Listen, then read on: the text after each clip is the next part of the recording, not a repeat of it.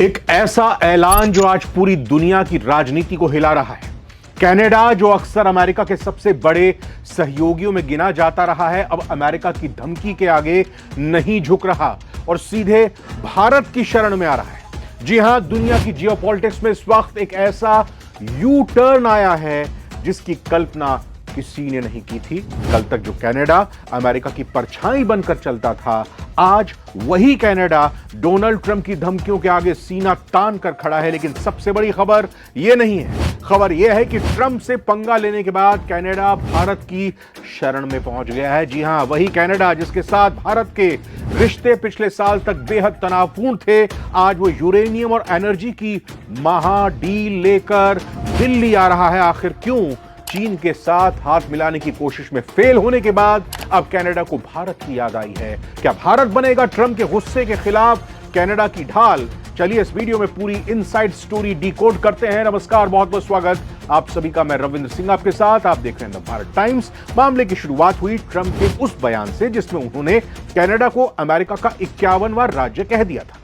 Canada के प्रधानमंत्री mark Carney ने इसे अपनी संप्रभुता पर, अपनी सॉवरेनिटी पर हमला माना।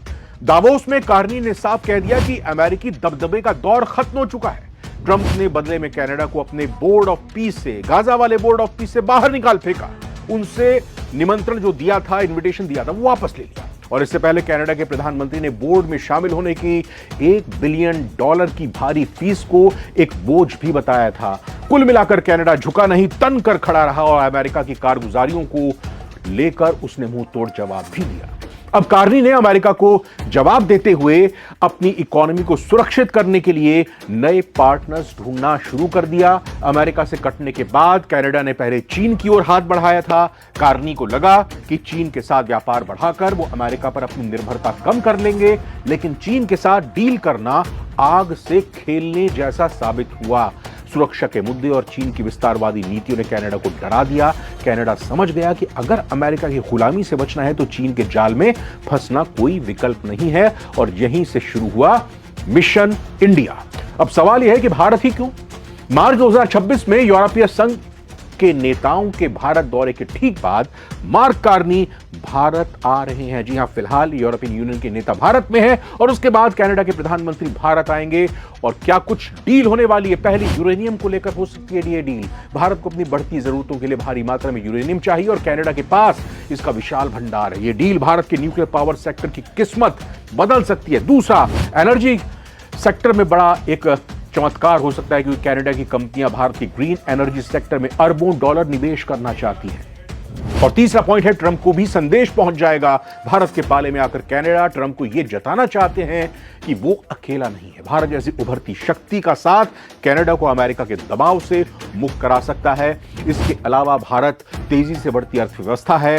भारत वैश्विक राजनीति में संतुलन का बड़ा खिलाड़ी है, ना इस खेमे में ना इस खेमे में। अपने देश के, अपने देशवासियों की वो सोचता है और यही चाहता है कि उसके साथी भी ऐसे हों जो अपने देश के ही बारे में सोचें। और कनाडा भी शायद आज की तारीख में यही जान रहा है, यही समझ रहा है, या कहें कि उसकी समझ में आ चुका है जब अमेरिका ने उसको आंखें दिखाई हैं। इसके अलावा यूरोपियन यूनियन के नेता अब भारत यात्रा पर हैं। भारत यात्रा के दौरान न्यू इंडिया की ताकत दिखाई दे रही है। आज वो देश भी हमारे पास आ रहे हैं जो कल तक हमसे आंख चुराते थे, अमेरिका के साथ थे। कनाडा का भारत की ओर झुकना यह साबित करता है कि ग्लोबल इकोनॉमी में अब भारत ही असली किंग मेकर है और अब दुनिया सिर्फ अमेरिका या चीन के बीच नहीं बटी है, उनके खेमे में नहीं मौजूद है। दुनिया पहले से कहीं ज्यादा मल्टीलेटरल है। वो भी अब ये सोच रही है कि जिस काम के लिए जहां जाने की जरूरत है वहीं पहुंचा जाए। और कनाडा की यही चाल बताती है कि जो देशों को रणनीति चाहिए वो भारत जैसे संतुलित साझेदारों की ओर बढ़ रहे हैं। आपको क्या लगता है कि भारत को कनाडा का साथ देना चाहिए या हमें संभल कर चलना चाहिए? अपनी राय कमेंट्स में जरूर दें। वीडियो पसंद आए तो लाइक करें और अंतर्राष्ट्रीय राजनीति की हर अपडेट के लिए सब्सक्राइब करें। नवभारत टाइम्स। नमस्कार।